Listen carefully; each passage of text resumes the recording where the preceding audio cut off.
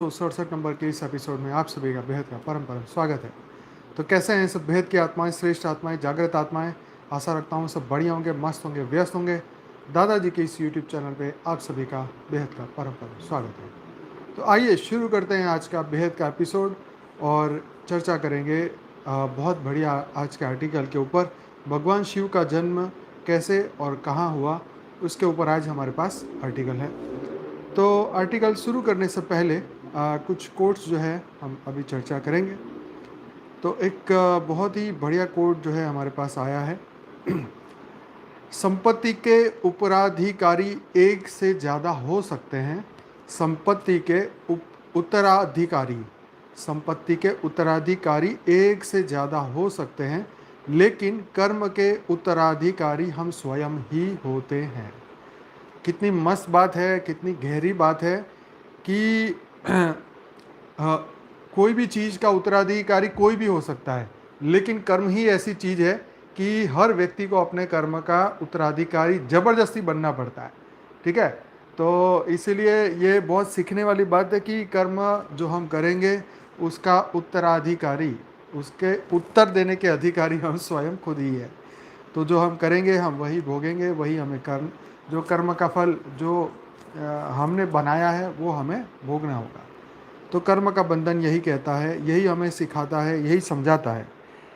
एक और बढ़िया कोट है, भूल और भगवान मानो तो ही दिखेंगे। क्या? भूल और भगवान मानो तो ही दिखेंगे।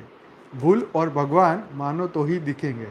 ये 3 बार इसलिए बोला कि इस लाइन के अंदर गजब की कहानी है। भूल और भगवान मानो तो ही दिखेंगे। हमारा प्रॉब्लम क्या है कि हम कुछ मानने को तैयार नहीं। क्यों? क्योंकि मानने को इसलिए तैयार नहीं है कि बहुत सारे रीज़न है, एक क्या अनेक रीज़न है। अगर मान ले तो फिर मानने के लिए कोई रीज़न नहीं है। ठीक है, स्वीकार करने के लिए कोई रीज़न नहीं है।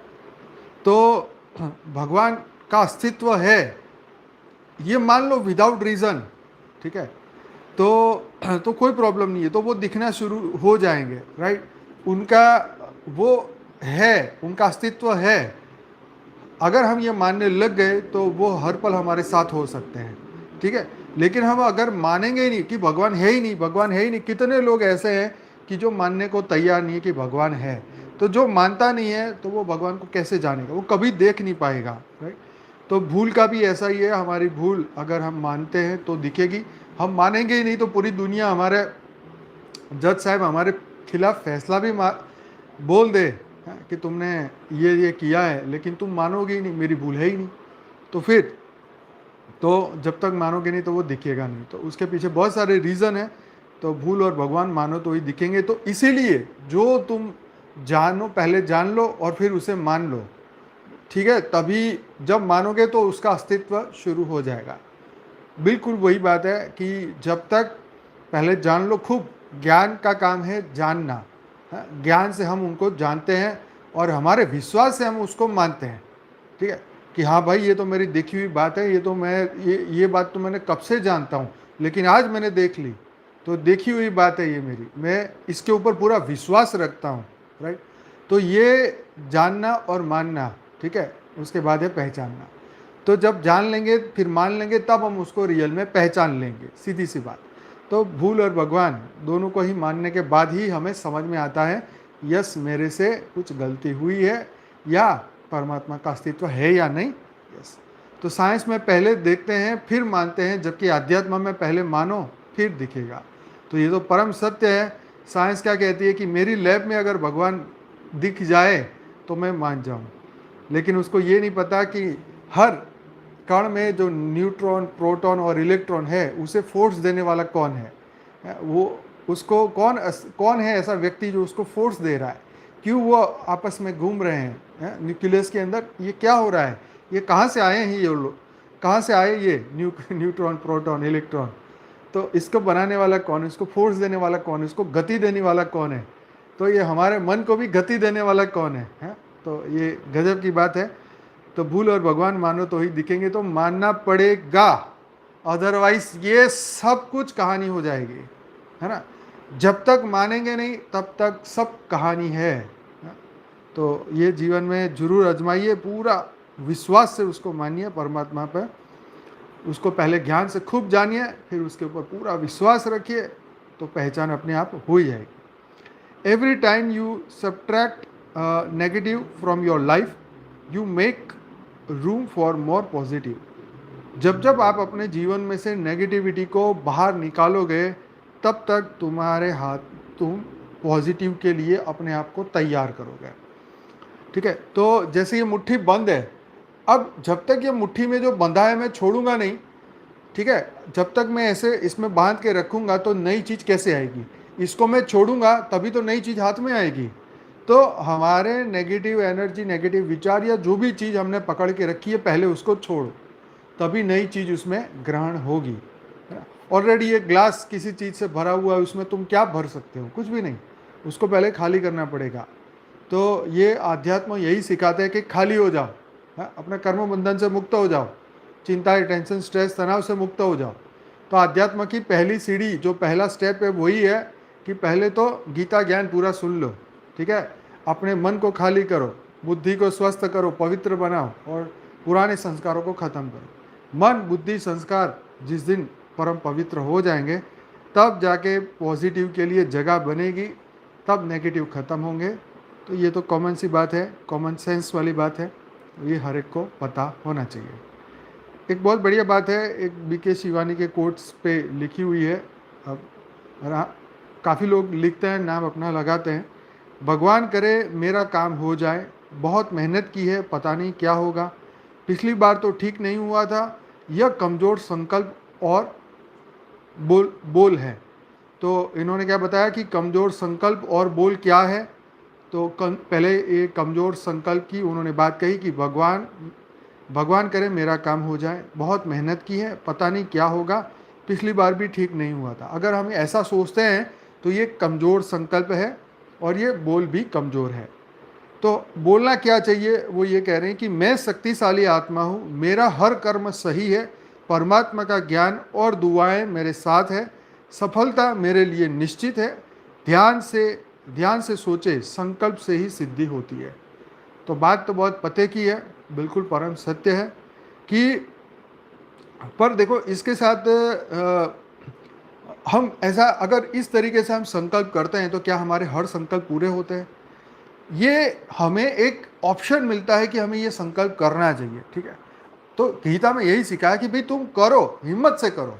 जो ये कह रहे बहन ठीक है, लेकिन उस कर्म फल की चिंता मत करो। ये जो हमारे बोल है वो कमज़ोर है कि नहीं, जो हमने कर्म किया उसी अकॉर्डिंगली वही फोर्स हमें मिलेगा जो हमने कर्म किया है।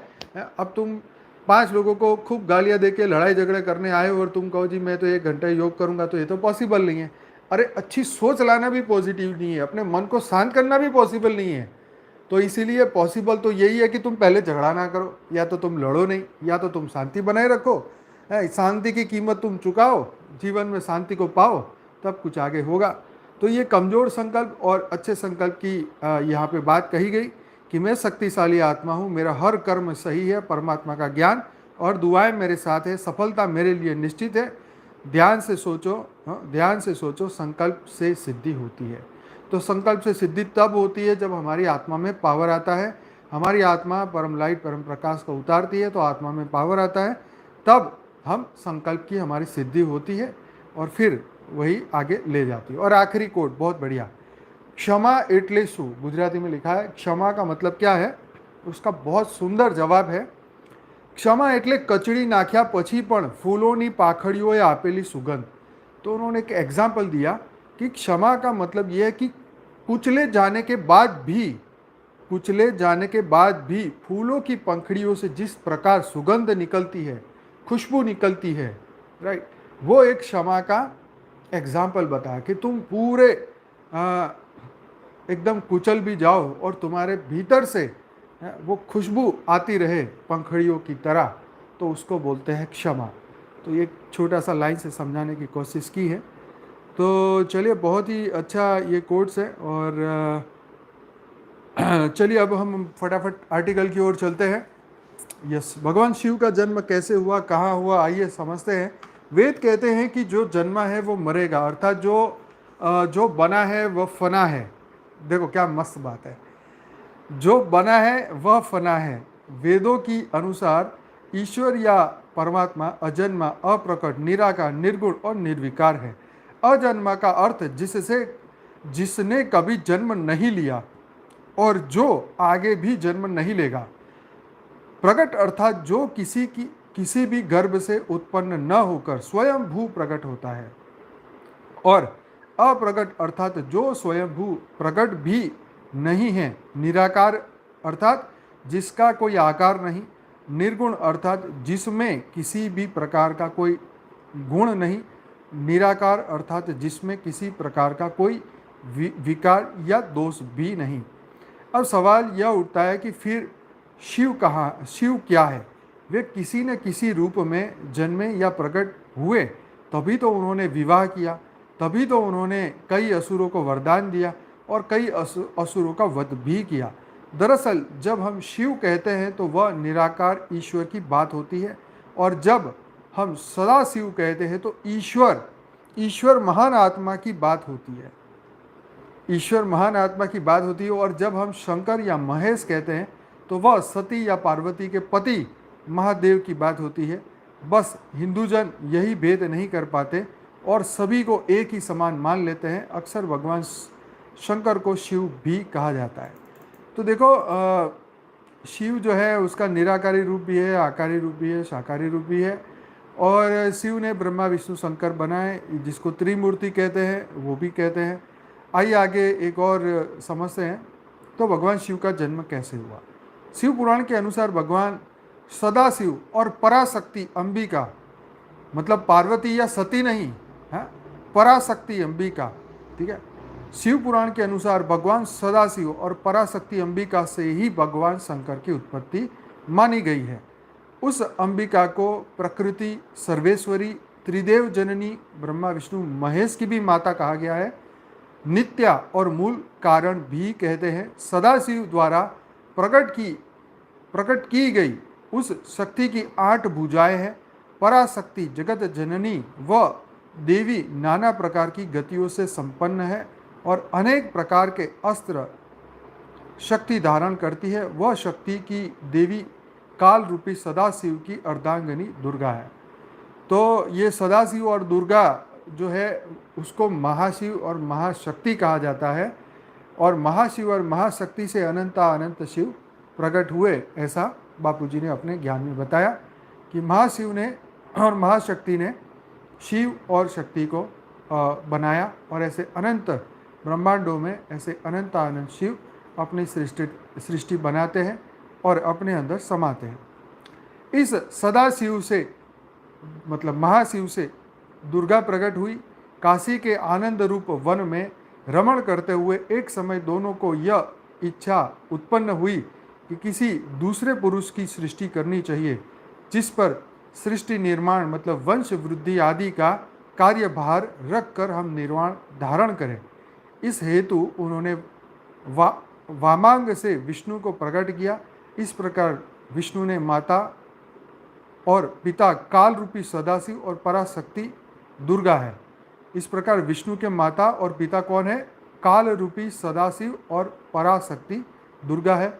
विष्णु को उत्पन्न करने के बाद सदाशिव और शक्ति ने पूर्ववत प्रयत्न करके ब्रह्मा जी को अपने दाहिने अंग से उत्पन्न किया और तुरंत ही उन्हें विष्णु के नाभि कमल में डाल दिया। इस प्रकार उस कमल से पुत्र के रूप में हिरण्यगर्भ मतलब ब्रह्मा का जन्म हुआ। एक बार ब्रह्मा और विष्णु दोनों में सर्वोच्चता को लेकर लड़ाई हुई तो बीच में काल रूपी एक स्तंभ आकर खड़ा हो गया। तब ज्योतिर्लिंग रूप काल ने कहा, पुत्रों, तुम दोनों ने तपस्या करके मुझसे मतलब सृष्टि, जन्म और स्थिति मतलब पालन नामक 2 कृत्य प्राप्त किए हैं। इसी प्रकार मेरे विभूति स्वरूप रुद्र और महेश्वर ने 2 अन्य उत्तम कृत्य संहार मतलब विनाश और तिरोभाव मतलब अकृत्य मुझसे प्राप्त किए हैं। परंतु अनुग्रह मतलब कृपा करना नामक दूसरा कोई कृत्य पा नहीं सकता। रुद्र और महेश्वर दोनों ही अपने कृत्य को भूले नहीं हैं, इसलिए मैंने उनके लिए अपनी समानता प्रदान की। सदाशिव कहते हैं ये रुद्र और महेश मेरे जैसे ही वाहन रखते हैं, मेरे जैसा ही वेश धरते हैं और मेरे जैसे ही उनके पास हथियार है। वे रूप, वेश, वाहन, आसन और कृत्य में मेरे ही समान है।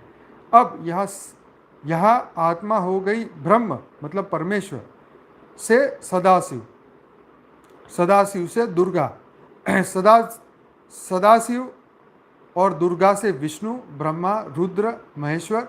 इससे यह सिद्ध हुआ कि ब्रह्मा, विष्णु, रुद्र और महेश के जन्मदाता काल रूपी सदाशिव और दुर्गा है।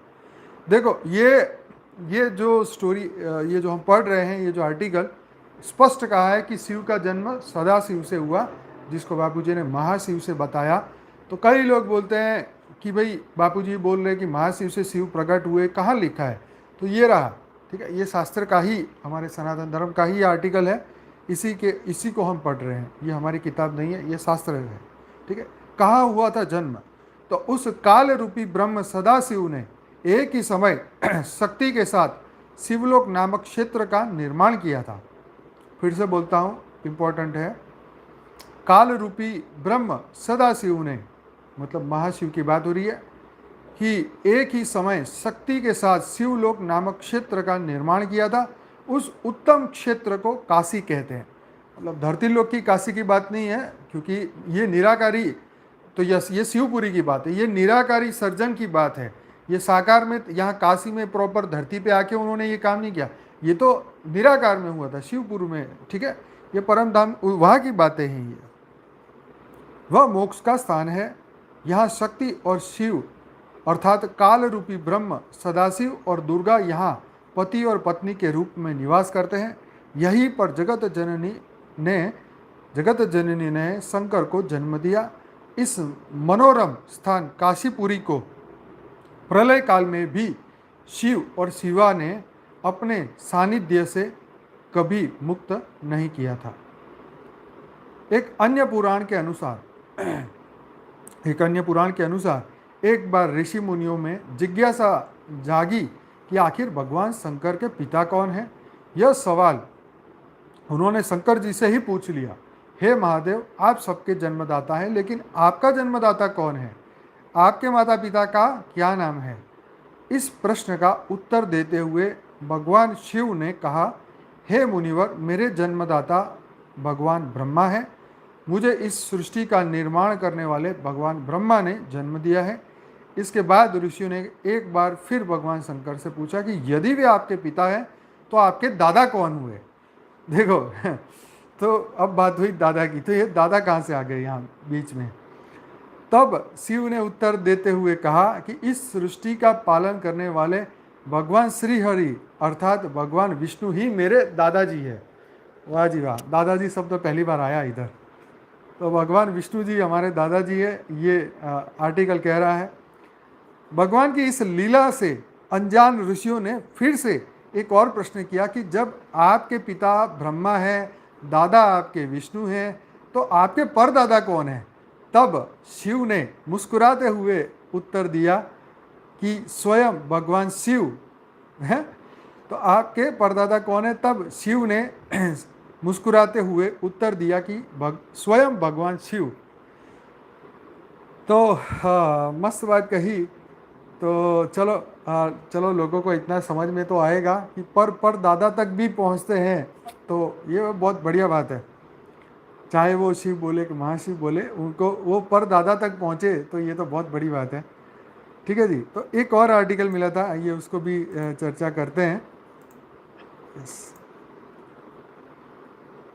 तो भगवान शिव का जन्म कैसे हुआ, तो ये पौराणिक कहानियाँ हैं, उसमें से ये लिया है। भगवान शिव के जन्म के बारे में कई प्रचलित कहानियाँ हैं। भोलेनाथ का जन्म कब हुआ, कहाँ हुआ, किस प्रकार हुआ, इस बारे में पुराणों में अलग अलग बातें कही गई है। भगवान शिव के जन्म से जुड़ी हुई एक कहानी यहाँ है। शिव पुराण में लिखा है कि भगवान शिव स्वयंभू है, यानी उनका जन्म अपने आप ही हुआ है। वही विष्णु पुराण में बताया गया कि भगवान विष्णु के माथे से निकलते तेज से शिव की उत्पत्ति हुई थी और उनकी नाभि से निकलते हुए कमल से ब्रह्मा जी का जन्म हुआ था। तो यहीं से जन्म होते हैं शिवपंथी और विष्णुपंथी। विष्णुपंथी जो विष्णु को मानने वाले हैं वो कहते हैं कि भगवान शिव जो है विष्णु से पैदा हुए, जो कि हमारे लास्ट आर्टिकल में वही कहा कि और शिव पुराण में या शिव को मानने वाले ये मानते कि विष्णु का जन्म शिव से हुआ। दूसरी ओर शिव पुराण कह रहा है कि एक बार की बात है जब भगवान शिव अपने घुटने मल रहे थे और उससे निकले मैल से विष्णु जी का जन्म हुआ। तो भैया ये घुटने, ये वाली बात तो आज मैंने पहली बार ही सुनी कि घुटने मल रहे थे और ये हुआ। इस कथा के अलावा देखो ये क्या होता है कि कई ऋषि मुनि साधु संत ऐसे ऐसे लोगों को समझाने के लिए ऐसी ऐसी कहानियों के रूप में उनको समझाते हैं, तो वो बातें फिर ऐसे किताबों में आ जाती है, आर्टिकल बन जाते हैं और फिर बातों का मजाक हो जाता है। ले घुटने धोते हुए विष्णु पैदा हो गए, ये क्या बात हुई। तो मतलब ये क्या होता है कि जो एक एक चीज़ है वो हर व्यक्ति अलग अलग अलग अलग तरीके से सोचता है, ठीक है। हर व्यक्ति के दिमाग में सत्य नहीं हो सकता है, कुछ ना कुछ उसकी वैरायटी वो लेके आता है कि यस मैं कुछ और नया जानता हूँ। तो इसी तरीके से क्या होता है कि इसीलिए इतनी कहानियाँ बन जाती है और फिर धर्म का मजाक हो जाता है और फिर लोग कहते हैं यार ये तो जहाँ देखो हर किताब में अपनी नई कहानी लाते हैं। तो ये बातें आती है तो बड़ा अजीब सा भी लगता है। आगे बढ़ते हैं। बड़े बुजुर्ग बताते हैं कि एक बार की बात है जब भगवान विष्णु और ब्रह्मा जी के बीच इस बात पर बहस हो गई कि सबसे महान कौन। इस बात को लेकर जब दोनों बहस करने लगे तो एक खंबे के रूप में महादेव उनके बीच आ गए।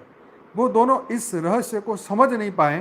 तभी अचानक एक आवाज़ आई जिसने कहा कि जो भी इस खंबे का छोर ढूंढ लेगा वही सबसे महान कहलाएगा। यह सुनते ही ब्रह्मा जी ने एक पक्षी का रूप लिया और खंबे का ऊपरी हिस्सा ढूंढने चले गए। वहीं विष्णु जी ने वराह का रूप धारण किया और खंबे का अंत ढूंढने के लिए चले गए। बहुत देर तक खोजने के बाद भी दोनों में से किसी को खंबे का छोर नहीं मिला। दोनों ने हार मान ली। इसके बाद भगवान शिव अपने असली स्वरूप में आ गए। फिर भगवान विष्णु और ब्रह्मा जी ने मान लिया कि वही सबसे महान और शक्तिशाली है। यह खंबा उनके न जन्म लेने और न मरने का प्रतीक है। इस कारण यह कहा जाता है कि भगवान शिव स्वयंभू है, यानी वह अमर है।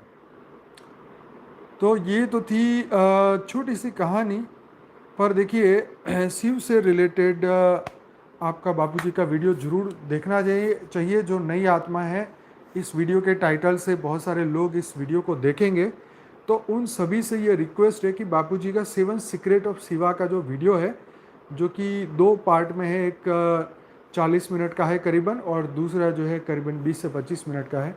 ये 2 वीडियो जो है पार्ट 1 और 2 7 सीक्रेट ऑफ शिवा वो ज़रूर देखिएगा, क्योंकि उसके अंदर बापूजी ने शिव के जन्म के बारे में बात बताई, महाशिव के बारे में बताई और परम महाशिव के बारे में बताई, परम महाशिव के बारे में बताई और आगे चलते चलते पूरा क्रिएशन समझाया।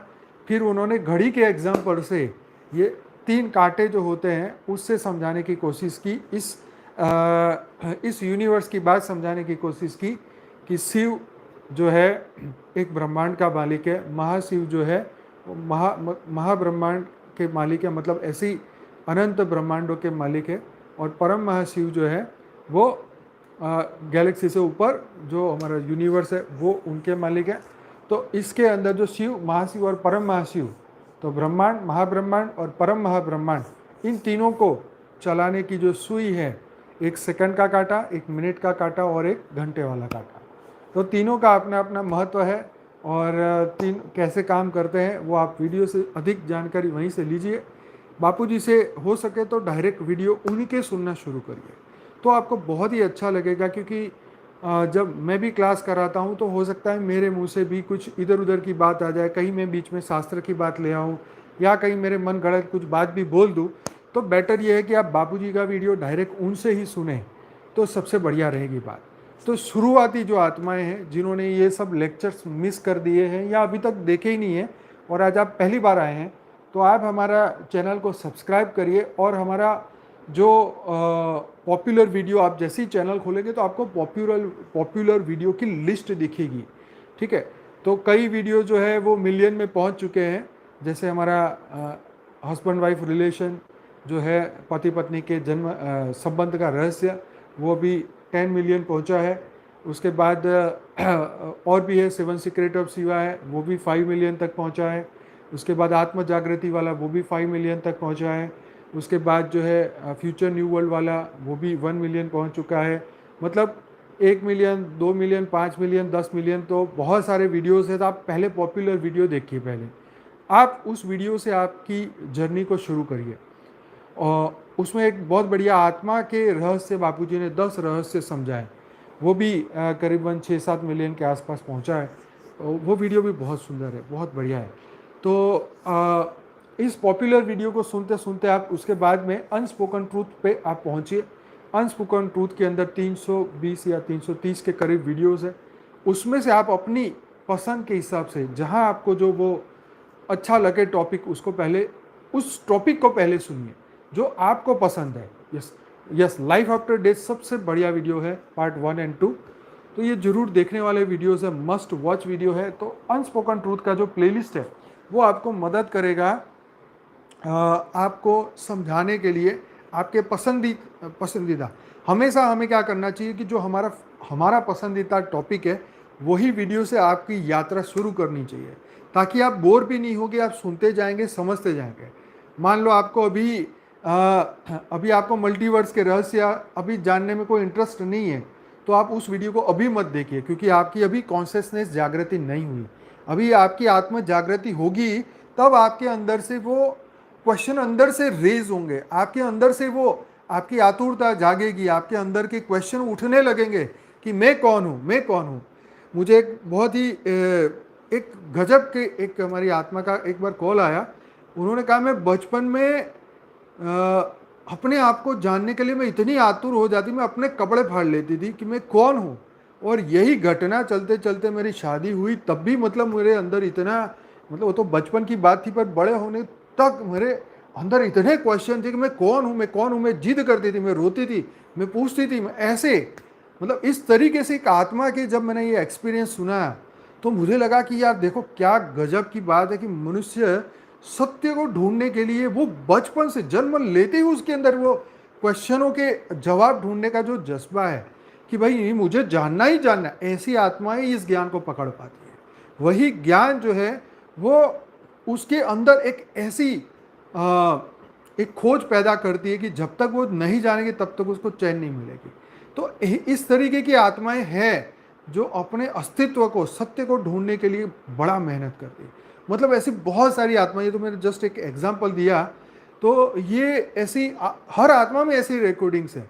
लेकिन क्या है कि कोई जो आत्माओं के बहुत भारी है, बहुत कर्म बंधन है, तो इसलिए उसकी खोज बहुत देर से शुरू होती है, क्योंकि वो कर्म खत्म करते करते, उसकी परतें खत्म करते करते उसको समय लगता है। तो कर्म बंधन खत्म होते हैं, आत्मा हल्की होती है, फिर अपने सत्यता की ओर, अपनी आत्मा जागृति की ओर वो आगे बढ़ती है। फिर उसका क्वेश्चन आता है कि मैं कौन हूँ, कहाँ से आया हूँ, ये दुनिया कैसे बनी, ये यूनिवर्स कैसे बना, ये चांद तारे कैसे बने। और ये अंदर से इतनी गजब की जो आती है रियलिटी अंदर के क्वेश्चन की, वो फिर जो है उस मजबूर कर देती है। आज भी देखो, आज तो रात को तारे दिखाई नहीं देते, मुश्किल से 4-5 चीज़ें दिखती है।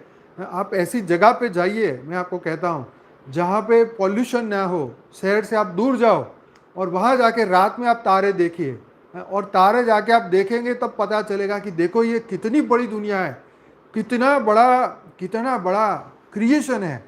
हम देखते हैं कि 4 तारे तो सिर्फ 4 ही है, इतना पॉल्यूशन हो गया, हमें दिखता है बस 4 ही तारे हैं। जाके अंधेरे में जाके देखो, गांव में जाके देखो, वहाँ जाके देखो, ऐसे अनंत तारे हैं, और अनंत तारे में दुनिया है, अनंत तारे में जीवन है। इतना वंडर लगेगा, इतना वंडर लगेगा। हमारे तो अहमदाबाद में दिखते ही नहीं, बराबर। वो जब भी, मेरी फेवरेट जगह है कुंभलगढ़, वहाँ पे रात को जाओ तो इतने तारे दिखते हैं, भर भर के इतने तारे। मतलब रात को 3 बजे 4 बजे उठ के मैं तारे देखता हूँ। इतना मज़ा आता है कि तारे देख के इतना अंदर से वो होता है कि यार हम कहाँ आ गए, कैसे हम यहाँ फंस गए, कैसे और मैं ये सोचता हूँ यार इतने तारे में से कोई तो आओ या नीचे तो आओ, कुछ तो करो, हमारी मदद करो, इस ज्ञान को दुनिया तक पहुँचाओ। मतलब ये एक ऐसा ये वास्तविक सत्य है कि जब तो टेलीस्कोप तो यहाँ काम नहीं करेगा क्योंकि शहर में तो धुआं ही है, तो वो भी बेचारा नहीं देख पाएगा, वो भी हमें इसी जगहों पे जाना पड़ेगा। तो वहाँ पे यस ये नॉर्दर्न लाइट वगैरह जो दिखती है ना, आपको याद हो तो उस वक्त जो, हाँ अहमदाबाद में पहले बहुत तारे दिखते थे, तो 20 साल पहले, 15-20 साल पहले। अब तो फुल पोल्यूशन हो गया, मुश्किल से 4-5 ही दिखते हैं और वो भी फिर गायब हो जाते हैं। तो अब ये नॉर्दर्न लाइट वगैरह है, वो भी बहुत कमाल का एक कंसेप्ट है। तो जितना हम अपनी शक्ति को, अपने अंदर की वो ईगरनेस को बढ़ाएंगे, वही हमें आगे इस लाइन में आगे लेके जाएगी। आप वो दूरबीन से, अगर वो टेलीस्कोप से देखो, अगर हमारे पास नहीं है तो यूट्यूब में वीडियो में सर्च करो, टेलीस्कोप से सर्च टेलीस्कोप करो और दिखने वाला यूनिवर्स करो, तो विजिबल यूनिवर्स इन टेलीस्कोप, तो स्टार्स विजिबल इन टेलीस्कोप, इतना लिखेंगे तो आपको बहुत सारे वीडियो मिलेंगे। उस वीडियो से भी आप देखेंगे तो आपको इतना अच्छा लगेगा क्योंकि इतनी गजब की दुनिया है। यस, हिमाचल में तो ये तो बहुत ऊंची, जितनी ऊंचाई पे जाएंगे उतना अच्छा दिखेगा। ये तो आसमान जहाँ क्लियर है वहाँ दिखेगा। यस, माउंट आबू में भी अच्छे दिखते हैं जितनी ऊंचाई पे जाओ। तो ये बहुत जो जिनको अभी भी तारे दिखते हैं बहुत अच्छी तरीके, वो तो बहुत लकी है। तो दिन के तारे नहीं, रात के तारे। तो अच्छा है, आपकी क्यूरियोसिटी जागृत होती रहे, आपके अंदर से वो इंस्पिरेशन मिलता रहे कि देखो ये तो हमने धरती का सच तो हमने जाना, लेकिन ऊपर का भी एक सच है। यस, तो ऊपर का एक सच है जो हमें अभी जानना बाकी है, राइट। तो ये ऊपर का सच जो कि आध्यात्म से जाना जा सकता है, शास्त्रों, वेदों, पुराणों के अंदर ये पूरा बातें लिखी गई है, वहाँ से हमें ये सच जानने को मिलेगा। तो आत्मा की दुनिया तो नहीं इन आँखों से दिख सकती, ये सबसे बड़ी मजबूरी है कि मनुष्य कभी ये चीज़ें नहीं देख सकते। यस, ग्रीनलैंड सबसे पास है नॉर्थर्न पोल से। यस, तो वहाँ पर भी बहुत अच्छी चीज़ें दिख रही होगी। तो बहुत कुछ जानना बाकी है मनुष्य के लिए। एटलीस्ट हम अपने आप को जानने की शुरुआत करें तो धीरे धीरे धीरे जाके जो है बहुत कुछ वो जान पाएगा, है ना। तो ये सबसे सबके लिए ये चैलेंज है कि हम अपनी अंदर की वो एनर्जी को जागृत रखें, है ना। तो ये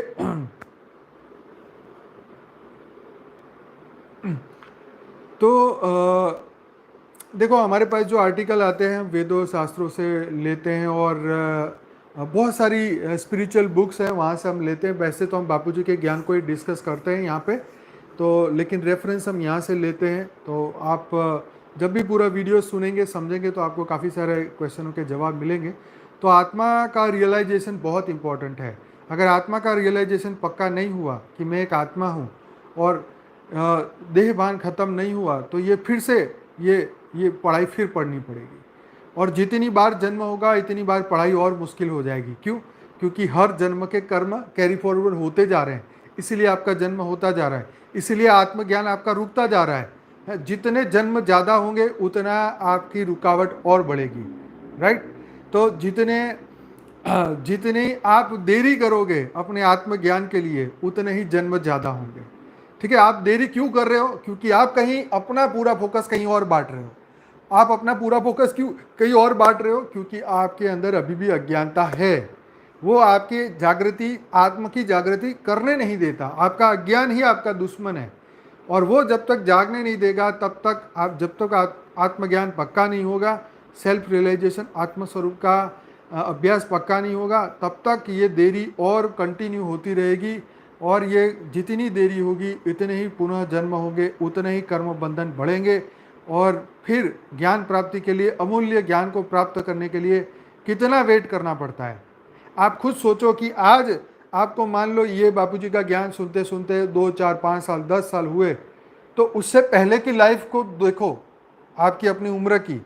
मान लो कोई व्यक्ति 30 साल का है या कोई व्यक्ति 50 साल का है और बापूजी के ज्ञान से 5 साल से जुड़ा है, तो बाकी के जो 45 साल थे, जो उसके 45 साल गए, इस धरती लोक के 45 साल, तो वो तो वेस्ट हो गए ना, क्योंकि आत्म जागृति हुई नहीं। सिर्फ देह का भान, देह का ज्ञान बढ़ाने ही गए हम। आत्मा का ज्ञान तो जब बापूजी ने दिया तब जाके जागृति हुई, हाँ, कभी कभी कुछ कर लेते थे, सुन लेते थे कि हाँ मैं आत्मा हूँ, इस तरह का छोटा मोटा अलग अलग संस्थाओं में जाके थोड़ा बहुत ज्ञान ले लिया, लेकिन अपनी आत्म जागृति का पूरा पक्का निश्चय नहीं हुआ। ठीक है, हमने जाना तो सही पर माना नहीं। तो जो हमारे जीवन के ये 45 साल वेस्ट हो गए, उसका क्या हिसाब है आपके पास? क्या रीज़न है आपके पास? कोई पूछेगा आपका तो ये पूरा वेस्ट हो गया, तो भाई हो गया तो हो गया, क्या करें? हाँ? तो अब तो जागे हैं, तो अब तो चॉइस है। अब तो हमारे पास चॉइस है कि अब हम जितना समय इस धरती लोक पे हमारा मनुष्य जन्म में है, ठीक है, इस शरीर के पास जितना भी समय है, तो उसमें में अपने ज्ञान योग सेवा धारणा से इसको पूरी तरीके से इसका समय यूटिलाइज कर दिया जाए, तो हमारी आत्म जागृति अंतिम समय तक बनी रहे।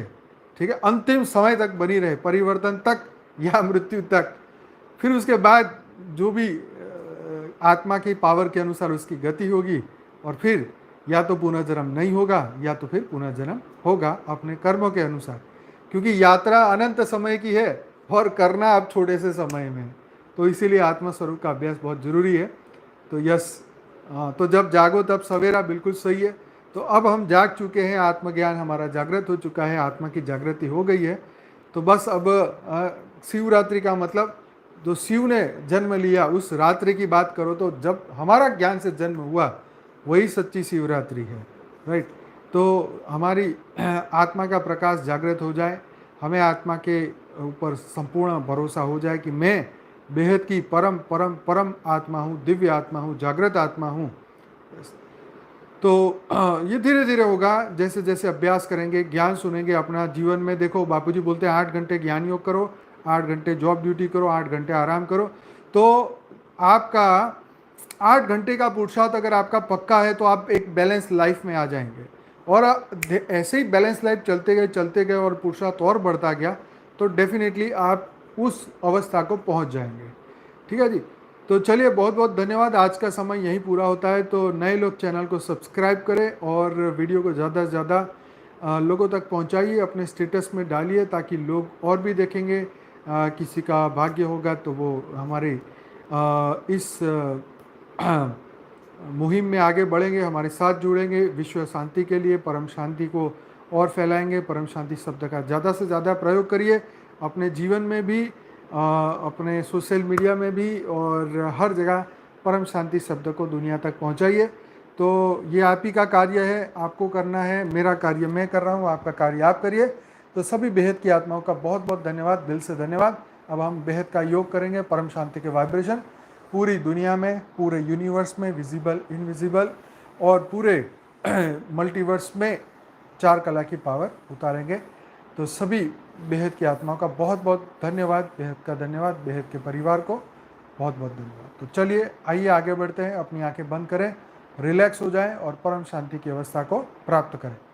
शुरुआत करिए अपने संकल्प से कि मैं बेहद की परम परम परम आत्मा हूँ, दिव्य आत्मा हूँ, जागृत आत्मा हूँ, परम लाइट परम प्रकाश की आत्मा हूँ।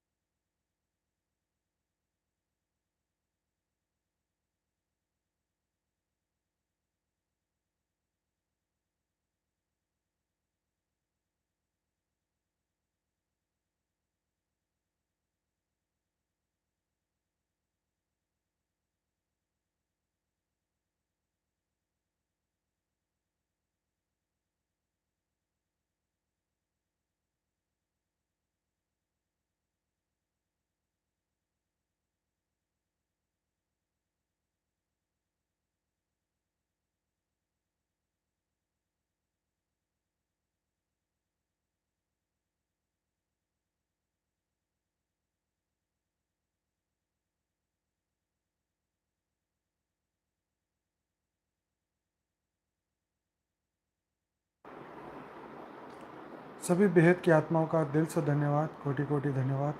मिलते हैं कल रात को 10 बजे डेली लाइव मेडिटेशन में, रात को 10 से 11। मिलते हैं कल रात। बेहद की परम शांति, बेहद की परम शांति। टेक केयर, हवजो, गुड नाइट।